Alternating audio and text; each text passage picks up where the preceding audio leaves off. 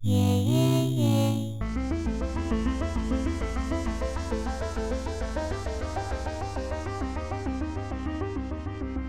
to Procurement Says No, Episode 9. Good morning, Eduardo.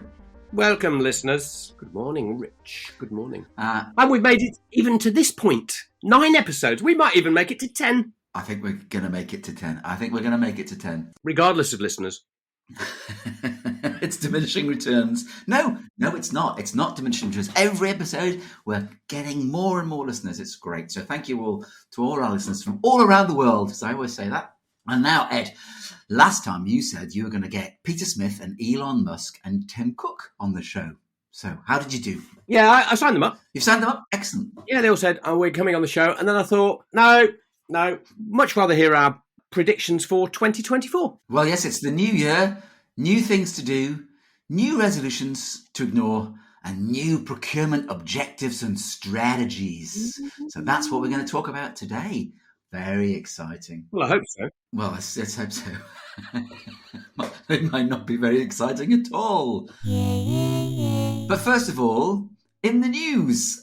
And we missed this last time, Eduardo, probably because no one cares. Nick Welby, CEO of the Chartered Institute of Procurement and Supply, CIPS, resigned back in November. And so there's going to be a new CIPS CEO coming soon. Yeah. How weird is that? Because the previous guy suddenly disappeared as well. Malcolm Harrison disappeared in March 23. And now Nick Welby has disappeared in November 23. Who's going to be next? Is it going to be you or me, perhaps? Perhaps they'll ask us to be CIPS presidents. It seems like a rum do to me. Perhaps the job is jinxed, or there's something up at Mill. Something up at CIPS Mill? Yeah, perhaps there's something wrong up there. Oh, well, we can only wait and find out. Ed obviously knows something. Ed's got an inside track on the things going on in CIPS. Well, if you think about it, there was a previous CIPS president who very sadly died. There was, yes. Yeah, while he was president. Yeah, I don't want to go too close to that. That sounds like a bit of a poison chalice, doesn't it, I think? Quite literally. Hey, listeners, get in contact with us. Tell us what's happening at CIPS. What's wrong? Is there a bad smell at CIPS? I'm going to have to stop this now. Any other news, Eduardo, from you? So now we're past Christmas and into the new year. Digging through a few of the Christmas greetings you get now, because you don't get cards anymore or bottles of wine. What you do is you get an email that says, Happy Christmas. And this is from Vinci Works. Okay, they're sort of risk and compliance training company. They send this thing out, and it's got a picture of Santa in a globe with a little bit of snow. Lovely. Then it's a play on a song by Wham called Last Christmas. And it says, the words start, I won't read all of it because it's just awful. What did they say, Ed? It says, last Christmas, we closed a big deal, but the very next day, you bribed it away. This year, to save me from tears, I'm upping my compliance level. Then it goes on. This gets better and better. The second stanza, last Christmas, I invested in Russian art. That's really terrible. But the very next day, it was sanctioned away. This year, to save me from tears, listen to this. I'm selling our North Korean flagged vessels. But it ended with, last Christmas I had a basic supplier flow chart, and the very next day an audit waved it away. This year I'm logging into my client's portal and trusting my compliance to Vinci Works. Oh, there you go. I bet you. It's probably the CEO that's written that. Oh dear, that is very good. Frightening. That is. I can hardly breathe. Right. Well, that's very good. You know, I like CAPS stats, so just a couple on those recently. They send these out every couple of weeks. Quite like them, really. One is a statistic around tactical buying versus strategic buying by certain sectors, and it suggests that in aerospace there's a lot more tactical buyers relative to strategic buyers than all other sectors, and utilities, they have only 14% people engaged in tactical buying with 43% engaged in strategic buying.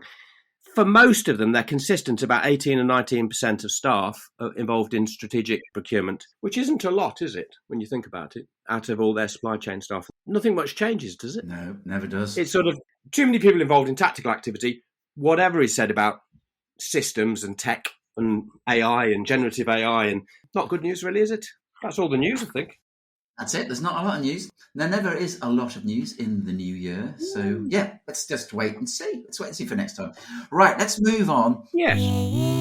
It's time for Ask Rich and Ed. And we have got a whole load. We've got loads of questions from our listeners in the post bag this time. Shall I go with the first one?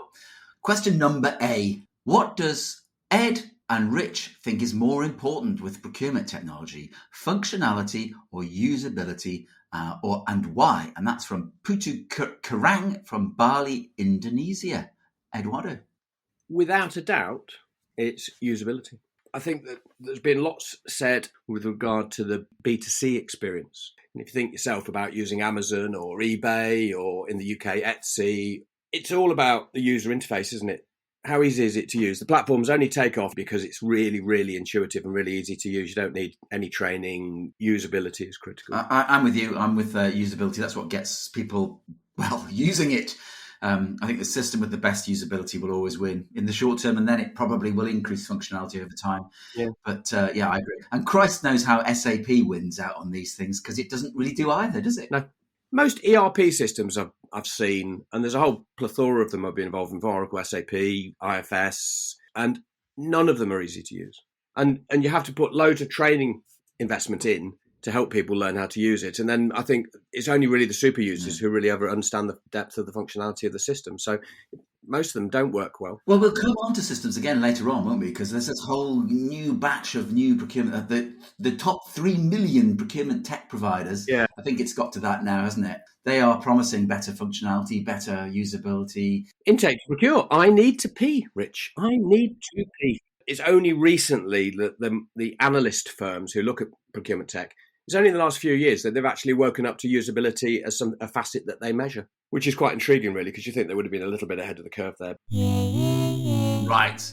Question B. Is the ability to negotiate something people are born with, or can it be developed? And that is from Wayne Brewster from Dallas in the US of A. It's a bit of both, isn't it, really? I think it's a bit like the argument about nurture versus nature. So perhaps I turn it around and play the negative card.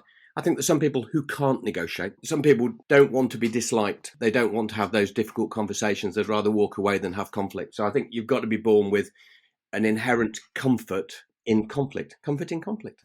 Comfort in conflict. I think a lot of it, you can learn to negotiate. You can learn to negotiate better, but I do think that you need certain personal characteristics. I think you have to want to win and succeed and be quite driven, etc. And I think some of that is inherent in people. And I think the other is that you've got to be comfortable with people not liking you and being in disagreement with others. And not everybody feels comfortable with that, do they? Yeah, I agree. I mean, we've talked about this before, about sometimes procurement people can be quite insular and sometimes they can be quite outgoing. I think it helps if you're quite outgoing and have a certain level of confidence in terms of negotiation. Yeah. And I think that helps, certainly, but it can definitely be taught. I mean, if you think about 2-year-olds learn quickly how to negotiate, but they never have a very good partner. They just want it all, don't they? They want everything. I want it now. I think you can learn the process of negotiation. That's important. And then it's practice, isn't it? Also, I think it's good to find yourself in different scenarios, because a lot of the time procurement people have the same scenario where they've got too much power. But I think it's good to have those different scenarios when you're in a weaker position, and teaches you how to do things differently. I think you're right. So what's the answer then? It's both. Is that what we're saying? It's like the question about nature versus nurture, which is strongest. I think it's sort of 50-50 in reality, isn't it? You know, when they look at genetics and the environment you grow up in, both have a fairly major impact on the way that you're wired and the way that you operate and behave. So I think it's the same in negotiation. Yeah. That doesn't mean being shouty and aggressive. Don't be shouty. No, don't be shouty. Do you want to do the next one? Yeah. Do you recommend, Rich, any good books on procurement? That's from Annika Mistry from Gurgaon in India. Now, it's interesting I'd ask you this one, because I've never read a business book other than when I was at university, because I've avoided them. Well, I've never read a book on procurement. Why on earth would you want to do that? For me, the answer is no. But you've clearly got one. I've got one. I have got a book. It's called The CPO, Transforming Procurement in the Real World. If you're interested in an approach to transforming procurement, this is written by a bunch of consultants who were at A.T. Kearney. I won't hold that against them. I have actually read this book because I've recommended it to a few clients I work with. It walks through the journey of transformation and is simple to read, easy to digest. So I really like that book. But there are no other books that I've actually read, so I can't comment. And has it got big font and lots of pictures, Ed? It's got little cartoony images in it. Oh God, thank goodness for that. So it's okay, everybody. It's not got many words. It's got lots of pictures, and there's dot-to-dot pages as well, and things like that, and little puzzles. No dot-to-dot, but it's got big tables with lots of big words in them, big lettering. So it's font size 36. Good. There's a thing to read in the new year, right? Yeah, I think if you're embarking on a career in procurement, or you're just starting to work your way up, I think it's a good book. Right. I can't recommend any others. There is a book by our future guest, possibly Peter Smith, called Bad Buying. Maybe he'll recommend that to you in a future episode. But again, not read that one either. No. But my reading ain't too good. I like pictures. Question D. What is the best way to define savings? My finance department doesn't accept cost avoidance. And that's from Surav Osman in Dhaka in Bangladesh.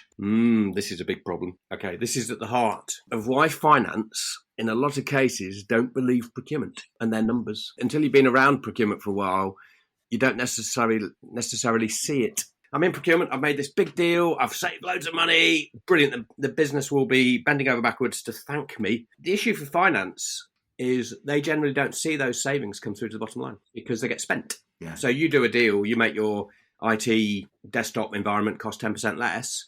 What happens is IT folk and others in the business spend up to their budgets. So finance never sees the benefit. Therefore, they don't believe the numbers. So is it a surprise that your finance department doesn't accept cost avoidance? Whatever we might think, they don't see it. The only real saving is a saving that gets through to the bottom line, and then the budget is reduced. Yeah, well, I've written, savings against budget or against last price paid. They're very clear. Or against a midpoint of tender responses. Sometimes people do that. Or against a benchmark, but that might be from the Cheetah Institute, so who knows? But usually it's against some inflated CPI-based made-up number, isn't it? My view, though, is that cost avoidance should count. Certainly, it should count from a procurement perspective. I know, and I understand completely why finance would say, but I don't see it. You should count it at least in the procurement numbers, because if you don't, would that suggest that anything which has got cost avoidance should be deprioritized from a procurement perspective? And I think if you deprioritize things because they're cost avoidance, then you're going to get into a lot of trouble, aren't you? Defo, you're absolutely right. I think the question was, what is the best way to define savings? The true way to define a saving is it gets to the bottom line and profit is enhanced by the change. Cost avoidance and all the other savings methods that you mentioned, Rich, they're softer measures. They're sort of local performance to give credit to procurement people, to make them feel enthused about what they're doing and to encourage them to make savings. But the only true saving is one that hits the bottom line in my book. Do you want to do the next one? E? Yeah, this is question E. So, Rich, would you recommend procurement as a career for my daughter who's in her final year at university?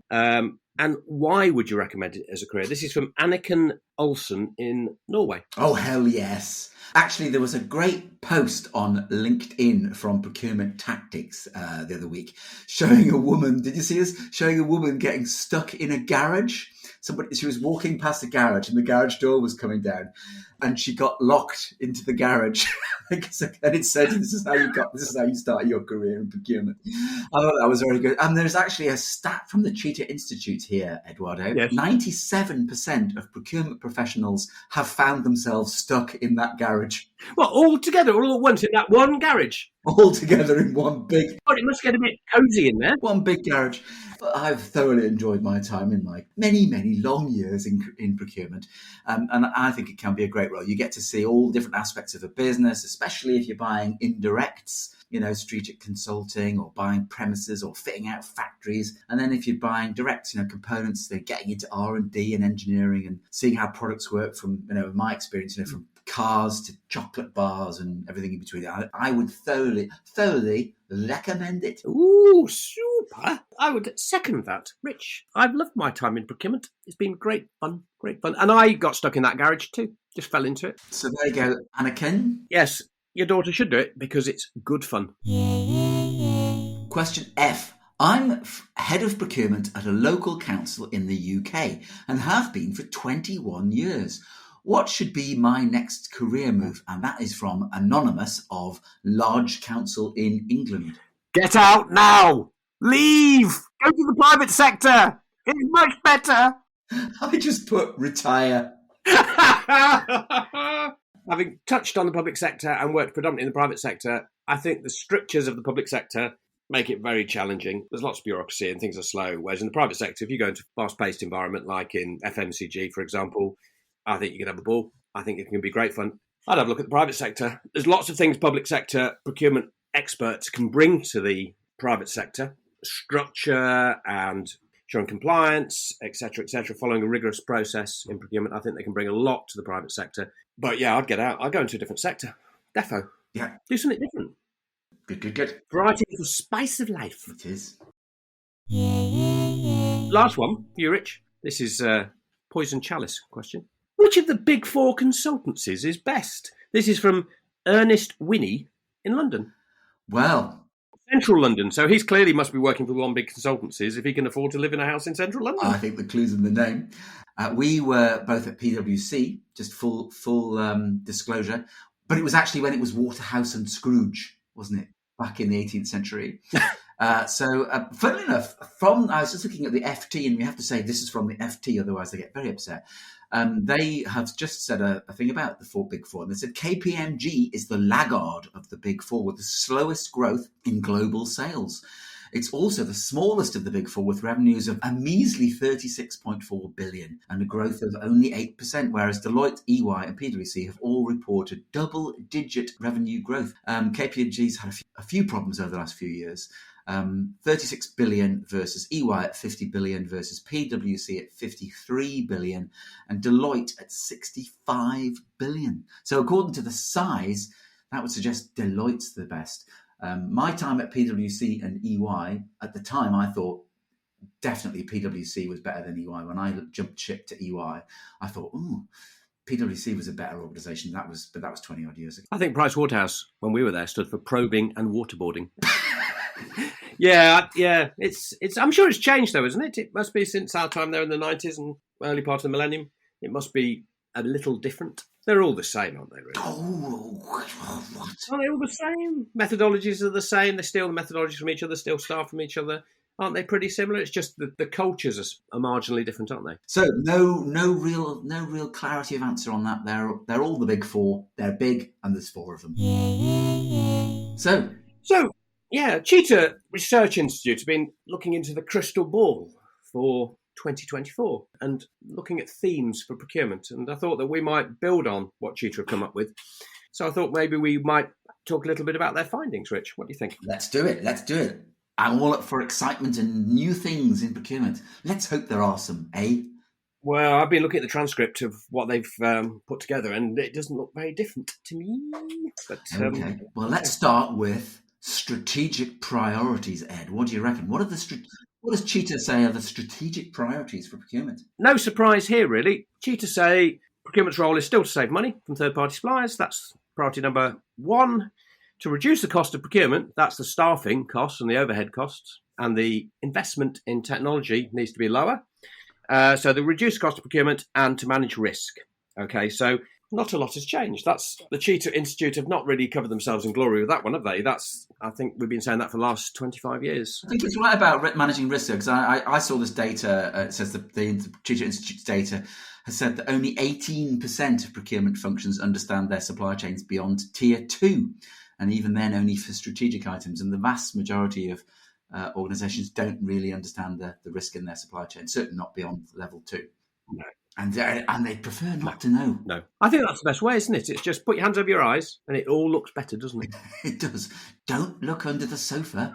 Oh. Yeah. So what else is happening then? Nearshoring? Bringing stuff back? Yeah. So I think what they're saying is there's momentum behind nearshoring, and I think this has been talked about as a theme for a little while. So I think given the volatility globally and moving away from the cheapest crisps mentality of let's push it to the lowest cost country we possibly can, I think a lot of companies are realising that the world is becoming a slightly riskier place. There's more conflict around the world, as we're seeing, in various countries. So nearshoring continues to grow. Dual sourcing. We've spent 30 years, I think, me and Rich, in and around procurement. Sole sourcing has become the norm, I think, in a lot of cases. We're returning to dual sourcing, multi-sourcing. And then just on a more positive side, so analytics develops and moving towards generative AI and explainable AI, and we'll perhaps talk about that a little later. But it's mostly about saving money, big focus on still being as cheap as crisps. It was ever thus. But actually, the public sector, though, I did see the public sector section of this report, and it did say that the public sector has continued to have a growing interest in social value and inclusivity and diversity and sustainable procurement. Not so much in the private sector, as we discussed back in episode 5 with Kate. What Cheetah is saying is ESG seems to be dying a little bit in the private sector. There's less of a push from big corporates in that area, I think, which is a bit sad. Yes. Yeah, we'll weep a moment. What about people? What does the Cheetah research say about people? Yeah, it's the worst career choice you could ever possibly make, moving into procurement. That's what they say. Say, don't move into procurement. Be an accountant or a lawyer instead. Procurement will continue to be a backwater and basically an administrative function with no chance of ever getting to the top table. No. And as we've talked about before, the only ex-procurement leader that we really know of who's made it to the top is Tim Cook at Apple. Nobody else has. So don't do it. Procurement says, no, find a new career choice. It did say, though, it looks towards this new idea of T-shaped procurement people. Ooh. The horizontal being generalist skills like sourcing or SRM or negotiation or whatever, and the vertical being deep knowledge of a particular area, maybe in a specific category market or a superpower in analytical stuff. So superheroes with a cape and P for procurement on their chests. That's them. Yeah, the T-shaped procurement people. But Cheetah also say that there will continue to be a shortage of people, just like we've seen over the last couple of years. So that's a shortage of people, not people who are short. You can't mention that. Restricted growth, it is. Don't call them small people.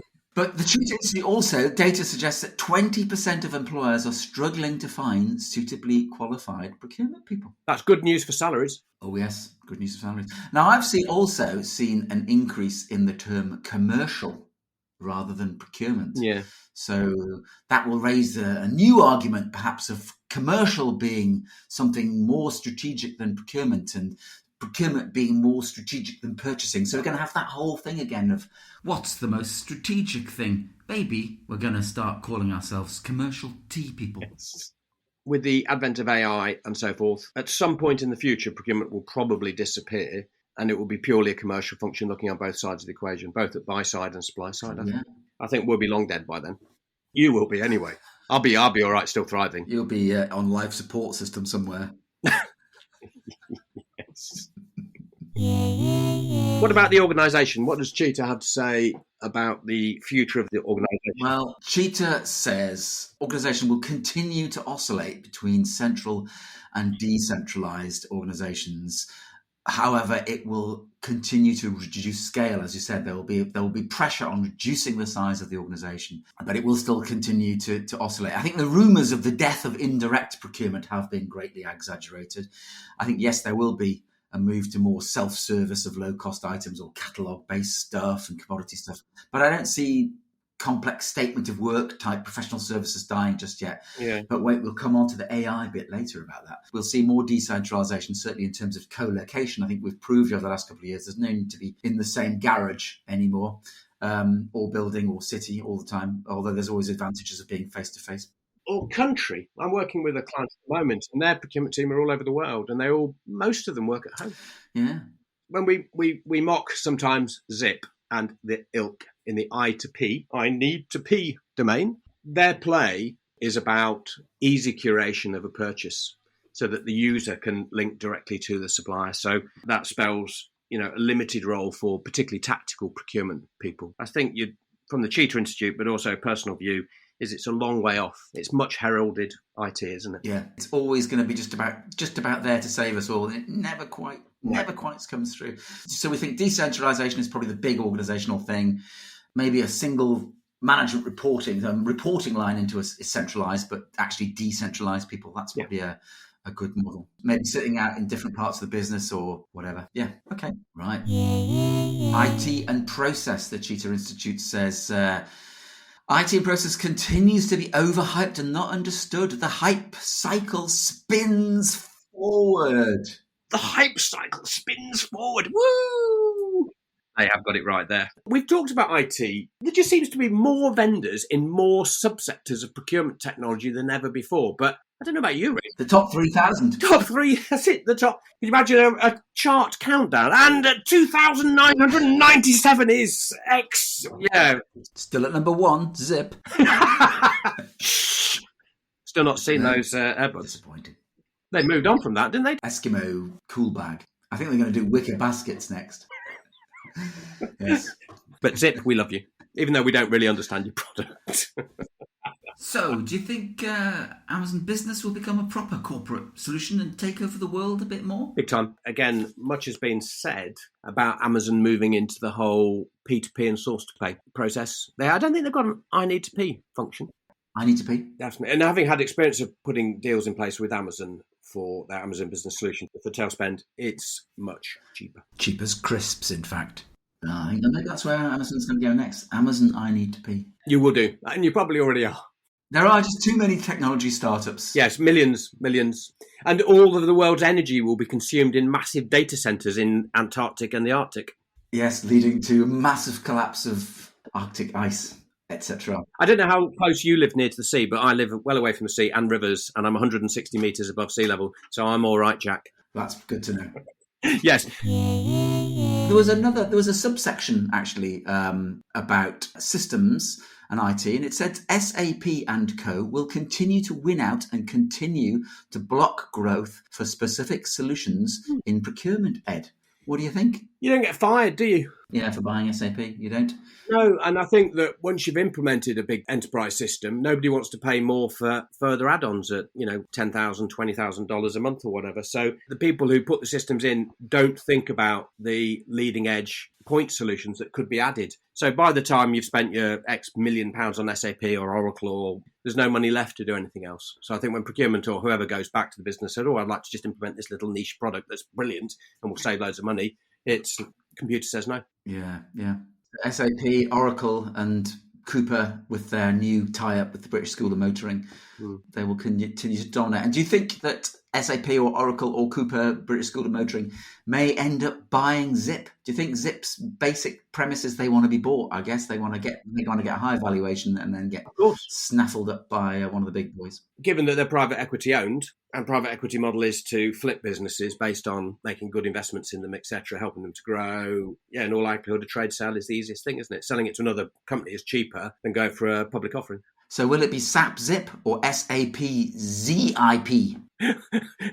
Sap it and zip it, sap it and zip it. And then put them in body bags. Perfect. Any more on the tech piece? Just on the tech piece, lots of stuff are developing around market dynamics. Some stuff developing around risk identification. Those sort of developments are going to continue. It's all moving very slowly, isn't it? It's glacial. Yes. Picking up on that analogy. But Cheetah picked up on analytics. Ooh, did say. Yeah, and analytics, out of the whole IT piece, they're suggesting is the juggernaut. That's the bit it will grow and grow rapidly. And I think that's because analytics is the bedrock of pretty much all procurement activity. Understanding what you're buying, what you're going to buy, understanding the breakdown of what you buy, etc. So I think there's quite a lot of development going on in AI applications with analytics that allow you to understand exactly what you are buying rather than generically. One of the tips for the year is that analytics will thrust forward through 24. Then there's a nice piece of data from the Cheetah Institute, which says that 83% of procurement teams see data as the way to improve performance, particularly with data on demand, forecasts, spend, market analysis, all top of the list. Oh, so that's exciting. Right, now the big one, AI / generative AI, Ed. I think we're all scared, aren't we? We're going to be setting fire to the sky.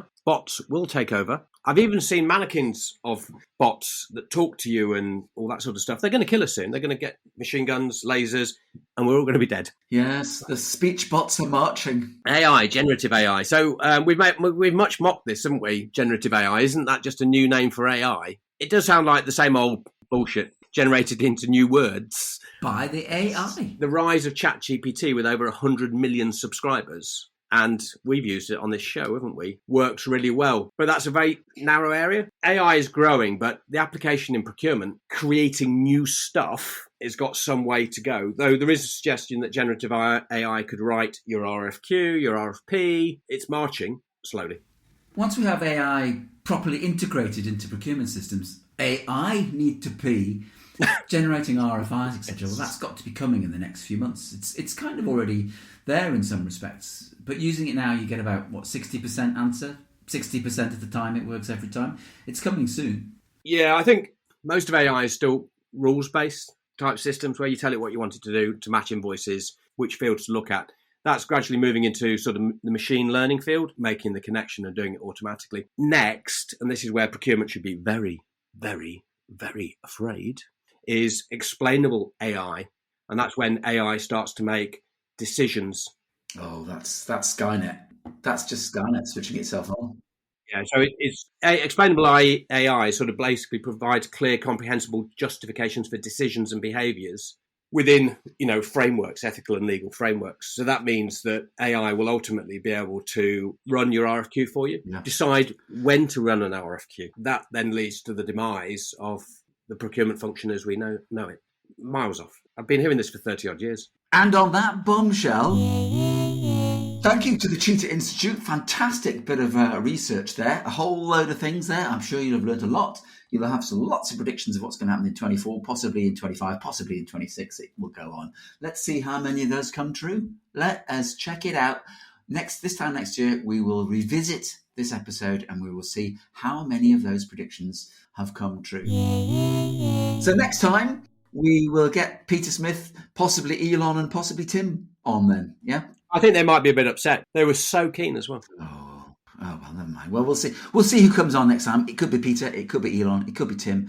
And we're going to talk about bad buying, procurement with purpose, possibly. Procurement with purpose, possibly with Peter. Yes. There you are. See what I did there? All the P's. I need to pee. So thanks all for listening. And we'll see you all again next time. Bing bong. Super duper.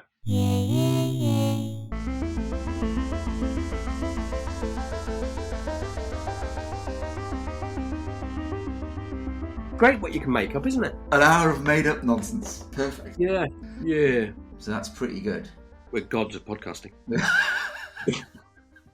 The thing is, I keep on telling people, I say, the only podcast I've ever listened to is our own. Yes. Nobody really listens to podcasts. I don't know. There's quite a lot of people I've sort of mentioned it in passing or something, and they go, "Oh wow, I'll listen to that in the car," and then they do. No, they don't.